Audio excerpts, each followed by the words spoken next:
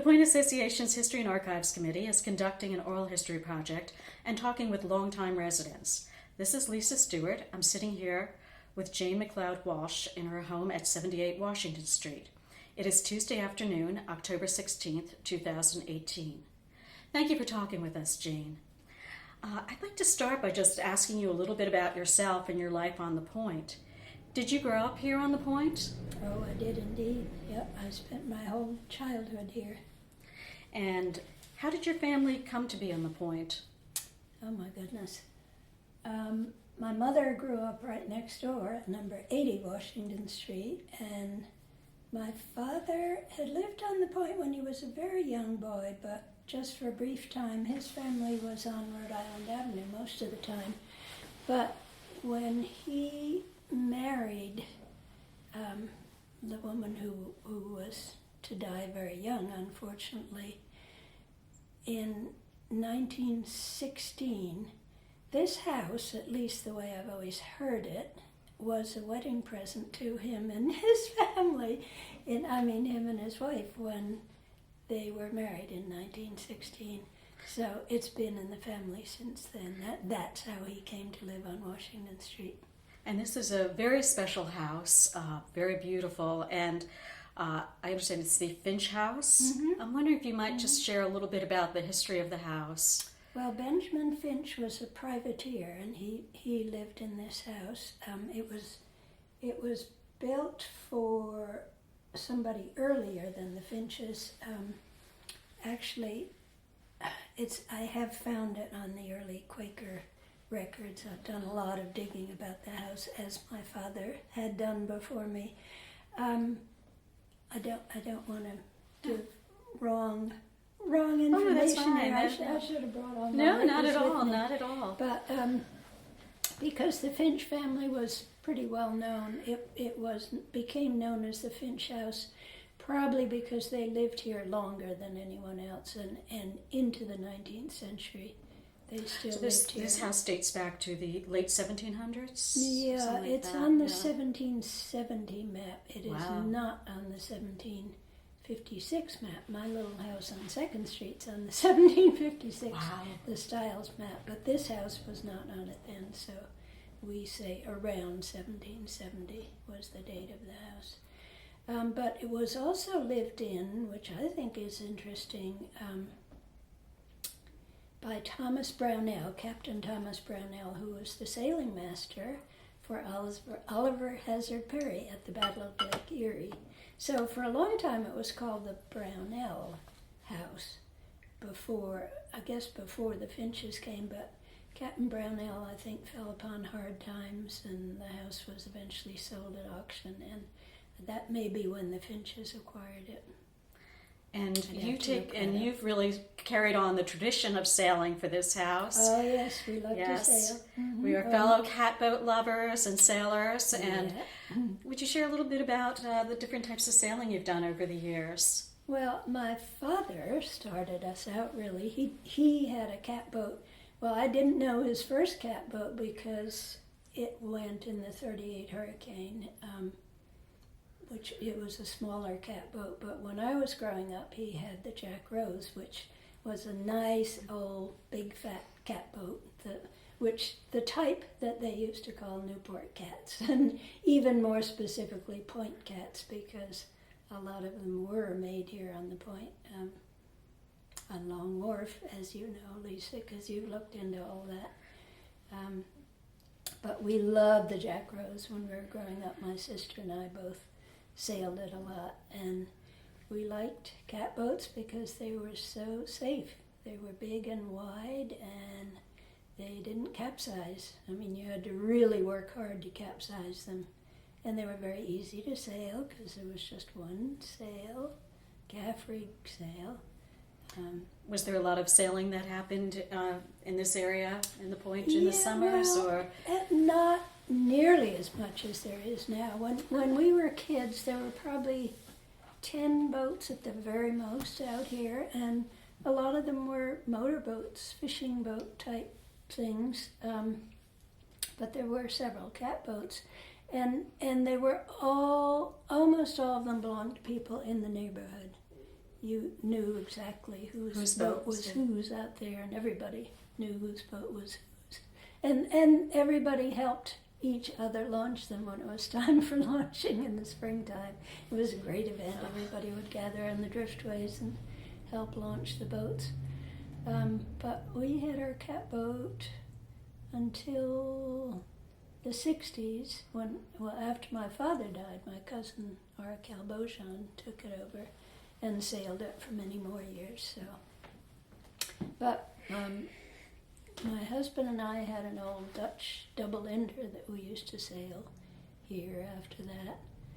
And then more recently I sailed in, it was called Nordiska. I'm trying to think of what kind of boat it was. And what was it like growing up here in the Point? Did you know most of your neighbors, or? Oh yeah, we knew all the neighbors, and everybody knew everybody else, and especially having my grandparents living right next door, and 2 boy cousins were like our brothers, really. My sister and I had felt as though we had brothers, even though they were just first cousins, but they're right next door, the Gordon boys. And did you go to school here in the Point as well? I did. I went to Callender School almost all the way through, kindergarten through 5th grade at Callender, and then it stopped at 5th grade, so we had to walk all the way to Potter School on Elm Street for 6th grade. And when we were really little, everybody went to kindergarten at Callender School. I remember Fudd Benson used to come and pick me up every morning on the way to school, because even though he lived in the more southerly part of Washington Street, he would go to Callender School for kindergarten. But then we didn't stay together in school until 6th grade, because he went to Potter School for 1st through 5th, and I went to Callender School for 1st through 5th. Even though we lived only 2 blocks away, there were 2 separate schools here on the Point. So there were a lot more kids then than there are now. And were there a lot more grocery stores and stores on the Point back then, or? Yeah, there were. We didn't really use I wouldn't call them grocery stores, but they were little sort of convenience stores. I suppose they had some little groceries, but they were just literally little corner stores that you could zip to and buy milk or eggs if you were out of them, but they didn't have. You wouldn't do your main shopping there? No. Eddie's grocery store on Thames Street was where. Oh, interesting. The James A. Eddy Company on Thames Street was where everybody, or at least where my mother went for her main shopping. And also the butter and egg store, which was also on Thames Street. And I know a lot of people today call it Thames, but as far as I'm concerned, it was always Thames Street and will always be Thames Street. I'll make a note of that. Right, and I told Dan Snydacker when he was the new head of the Historical Society that a lot of us old Newporters still pronounced it Thames, and he said, "Oh, I know, Mrs. Bullhouse straightened me out the minute I came, and if it was good enough for Gladys Bullhouse, it's good enough for me," said he. And he always called it Thames, but now for some reason everybody has embraced the Thames pronunciation. So you've mentioned a couple well-known names as we were talking. Bud Benson, and his son Nick has taken over the shop now. Yes. And did you when you grew up, were you able to? Was he working in the stone shop at that time, or was he? I guess when he became an adult, he became. Once he got out of school, he did start working in the shop, and his mother did too. After John Howard died, the rest of the family had to take over with other people who worked there.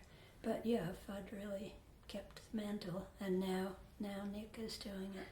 Yeah, but Nick is doing some very interesting work. I don't know if you've seen his latest work. Is he's taking computer programming language and making sort of art pieces out of it. It's No. truly remarkable. No, I haven't seen I'll have that. to share some with you. It's spectacular. Oh, I'd love to see that. Well, Nikki and my daughter grew up together because when we lived on the corner, when I was married, we lived on the corner of 2nd and Poplar Street, and Fudd and Ruth were in the New Orleans looking house, the White House with the black grill around it, just across the street from us. So my Christine and his Nicholas were just the same age and had fun playing together.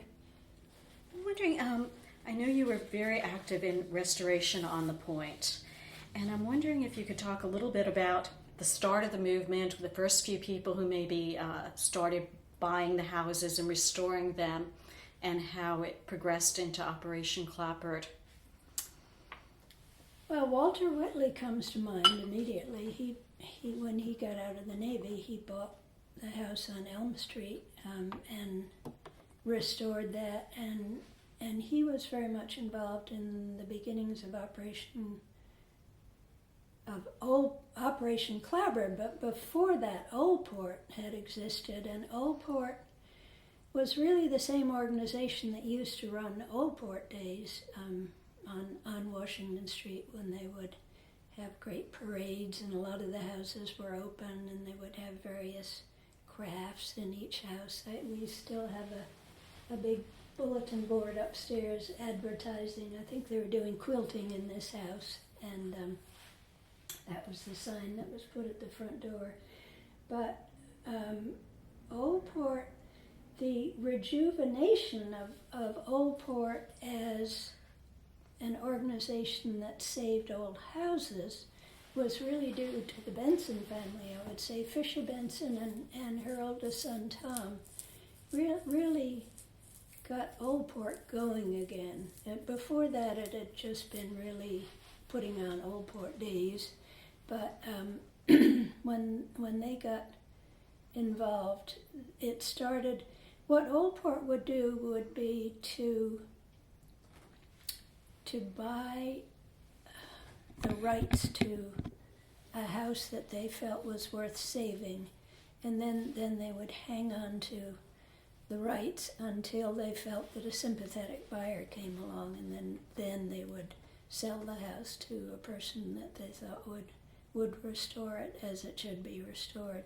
And Oldport, I get Oldport and Operation Clapboard mixed up a little bit, because Oldport, after a while, kind of combined with Operation Clapboard.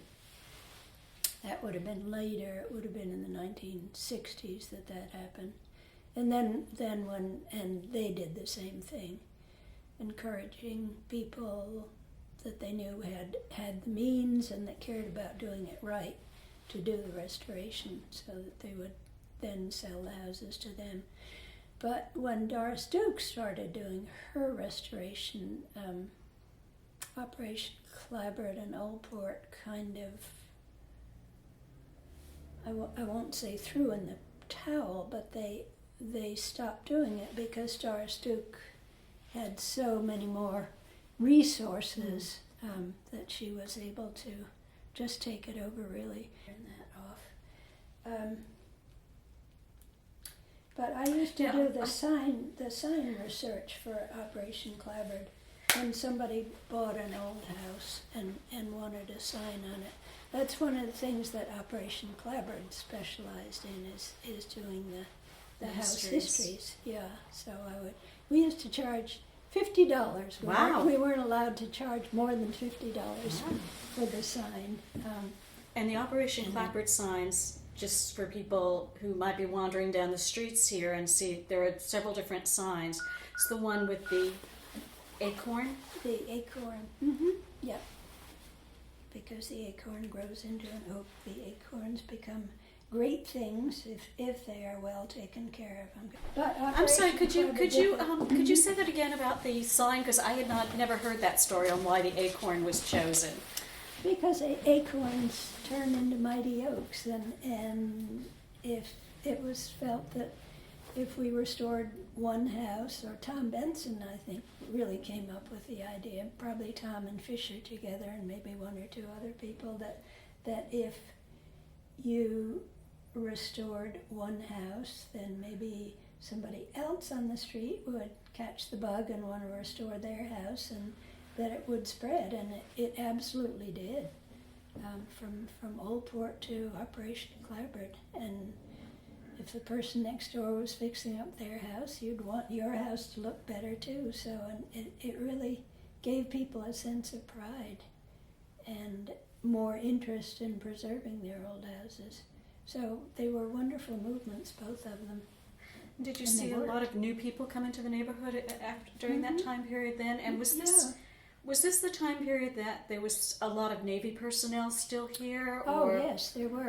And several of the people, like Walter and Suzanne Whitley, who bought the house on Elm Street and restored houses, had been in the Navy and liked Newport so much when they were stationed here that they would buy houses and restore them and settle here.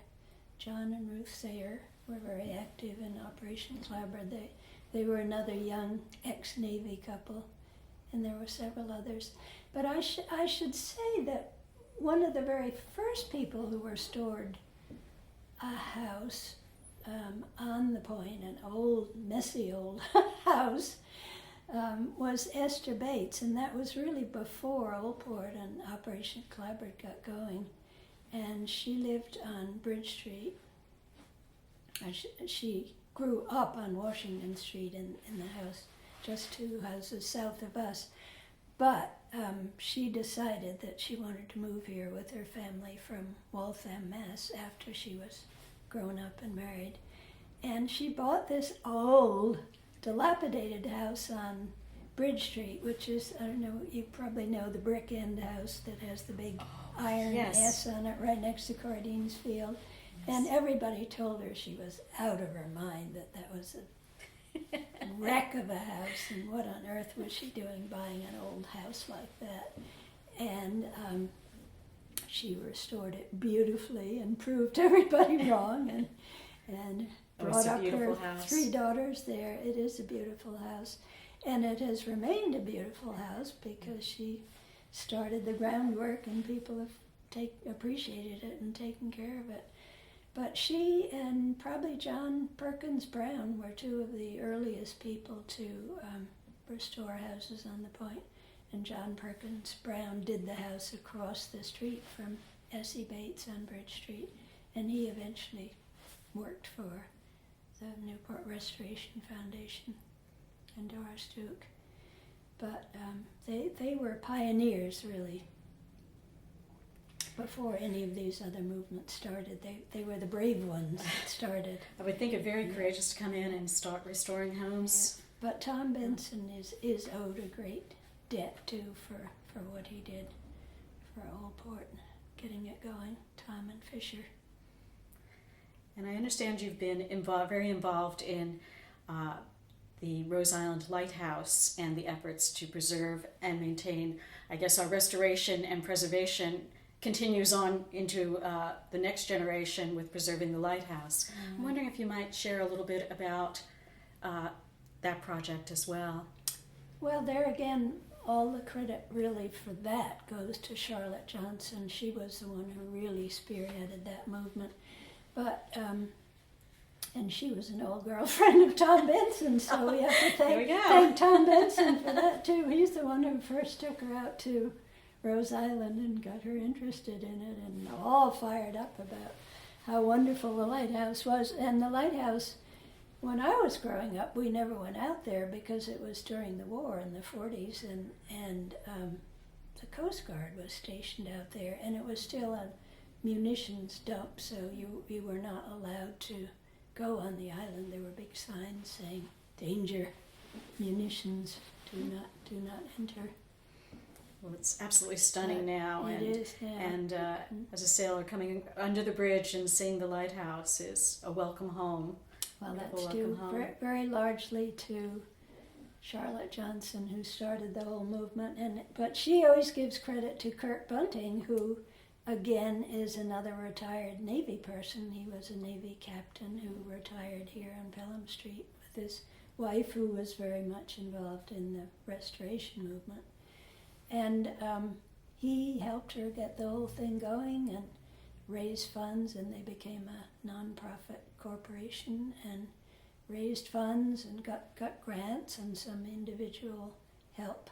And little by little, got it done. It took a couple of decades really to get it all done. But it looks wonderful now. That's now beautiful. It's a thriving B&B in very good shape. And other people have been good stewards of it over the years and kept it going. So hopefully it will continue to thrive. And you've obviously seen, you have a stunning view of Goat Island as well, and the Goat Island Lighthouse. And I guess over the years you've seen changes there as well. Oh, yes. Can you maybe talk a little bit about when the torpedo factory was there and the changes you've seen since then? Right, when we were growing up, what is now the hotel out on the island is the site of the old torpedo station.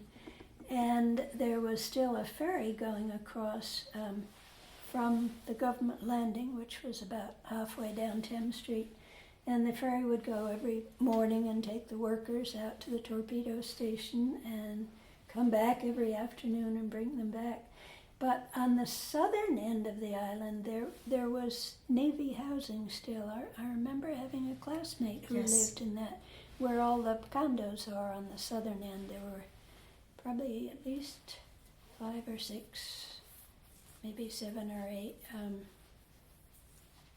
white houses with mansard roofs, as I remember. I've only seen pictures, but they looked quite grand. Yeah, they were very nice, and they were lived in mostly by Navy captains and their families. I had a classmate whose family lived out there.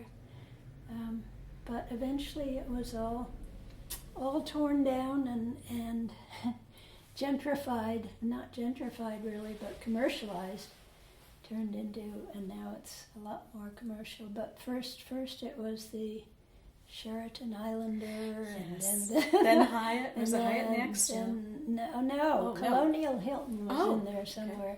Okay. I guess the Colonial Hilton maybe was the first, and then the Sheraton Islander, and then the causeway was built at some point. Yeah, the causeway was built across there, and that stopped the Jamestown ferry from coming this route. The Jamestown ferry used to come right in front of the house. Whenever we had people visiting from Connecticut or New York, we'd go out and wave at them with our dish towels in the backyard to wave them off, because the ferry would come right in front of the house.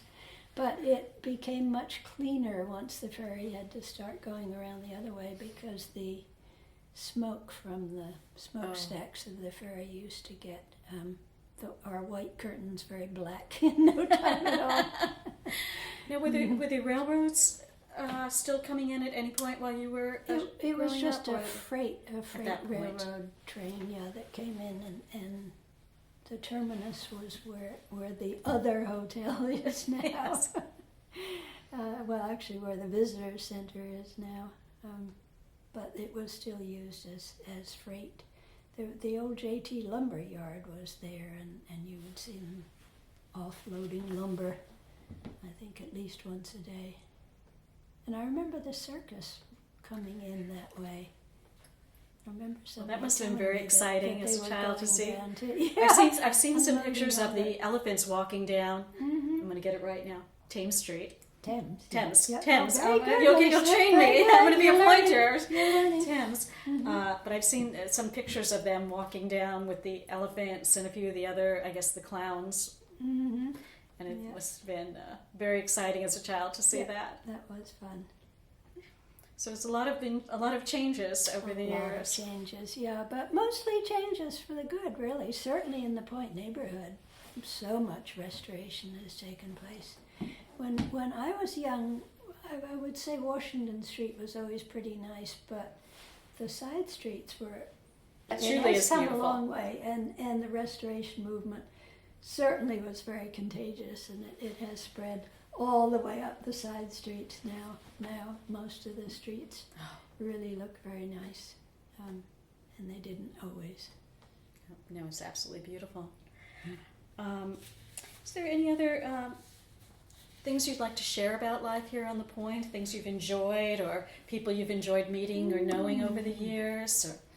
Well, I think more than anything else, we probably enjoyed living right on the water and spending all our time as kids either in the water or on the water or playing on the beach here. We have a beach right in front of the house. Now, you're very spoiled and have your own beach here, but did you ever go down to Blue Rocks and play down there as well, or no, you mostly stayed over I here? had one aunt who thought it was a great treat to walk us up the street to have picnics on the black slate at Blue Rocks, so that was about the only time. You ventured to my neck of the woods. Yeah, to the neck of the woods, but no, we felt as though we had everything right here. I think you do. This is quite paradise right here. And we never belonged to yacht clubs because we always just had our boat right out in front. We had our own moorings. And now, were you part of the Maxi group at all, or was that well, mostly the boys? The Maxis were just for the boys. The really, boys. Yeah, but we certainly hung out over there every now and then. And they were a nice group of boys. I was friends with King Koval's 3 nieces who came every summer up from Alexandria, Virginia to stay in the house next door. So we spent half our summers next door and they spent half their summers nice. here. Yeah, so we certainly saw the Maxis a lot, but they were always downstairs in the Maxi room.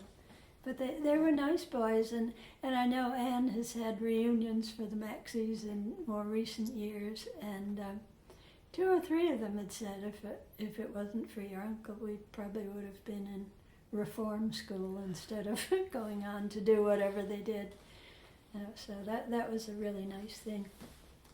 The Maxis were, and they were always around to help us with our boats and everything. So it was nice having the Maxis next door. But a lot of interesting people on the Point, yeah. Well, we had King Koval next door who taught ancient history in the high school, the local high school, but he had been educated at Harvard, as had my father and other family members, and he also was an organist. He was a very good musician, and he had an organ in the house, and we would hear him sometimes at 2 or 3 o'clock in the morning practicing the organ. It was wonderful. It was very nice. And did I read something about you had a string quartet that you played in as well? Oh, well, my parents did. Your my parents did. parents both played the violin, so I was pressed into service as a young age. I had to take cello lessons to round out the York quartet. Yeah, they always had a violist because their friend Edith Ballinger Price played the viola, and she was always the viola, but they always had a hard time finding a cellist. The cellists came and went, so that's why I had to take, when I was 12 years old, I had to start taking cello lessons. My mother would drive me first to Fall River, then she had found somebody in Providence who gave cello lessons, so. You just mentioned Edith Ballinger Price. I'm wondering if you could share a little bit about Edith with us. Oh, she was an interesting woman. She was an author and an illustrator. She was a good artist, and she wrote several books, children's books mostly, but not all children's books. And she illustrated them herself. I think illustrating was really her biggest talent. And she, I'm sure she wrote for the Green Light. She really, oh yes, she really carried the Green Light yes. for a long time, and also came up with the logo of the Green Light and illustrated it. And one of the books she wrote was about my brother Billy. Oh. We still probably have a copy of it up in the attic, I hope, with illustrations by her. But I knew her mostly as a violist because she was the 4th in the string quartet, and my sister and I would lie upstairs in bed listening to them squeaking away down here when we were younger, and our dog would howl. But they had a wonderful time. None of them were professional, but they just had a really good time playing, and it was nice. It was nice for all of them. And you knew Ade as well? Ade de Bethune, and I knew her mother and father. My middle name is Bethune. I was named after a Scottish aunt named Jane Bethune Mackenzie, and because my middle name was Bethune, Ade's parents, whom we call Bonmama and Bonpapa, always called me their niece because my name was Bethune. Yeah, and they were nice. We were lucky enough to have two French families on Washington Street. There was the de Bethune, who had actually come from Belgium, but speaking French, and the Aubois family, who came here in the late 40s, who came from France with 3 children. So their daughter Marie claims that I taught her how to speak English, and she and her mother taught me how to speak French. Suzanne Aubois gave French lessons, little private French lessons, and my mother sent me when I was 8 years old to have French lessons with Suzanne Aubois, which I'm very grateful for, because I ended up majoring in French and teaching French and going to France and loving it. So, and I still love everything French, and I'm quite active in the Alliance Française in Newport. So that was a good lifelong interest that she started, all because I grew up on Washington Street. And then where did you teach? At Lincoln School in Providence. It was a Quaker school for girls. I just taught for 1 year, and then I got married and didn't teach again. But still have that lifelong love of French. Yes. Yep. Mm-hmm. So much for sharing all these wonderful memories in your absolutely beautiful home. You're very welcome. I'm quite delighted to.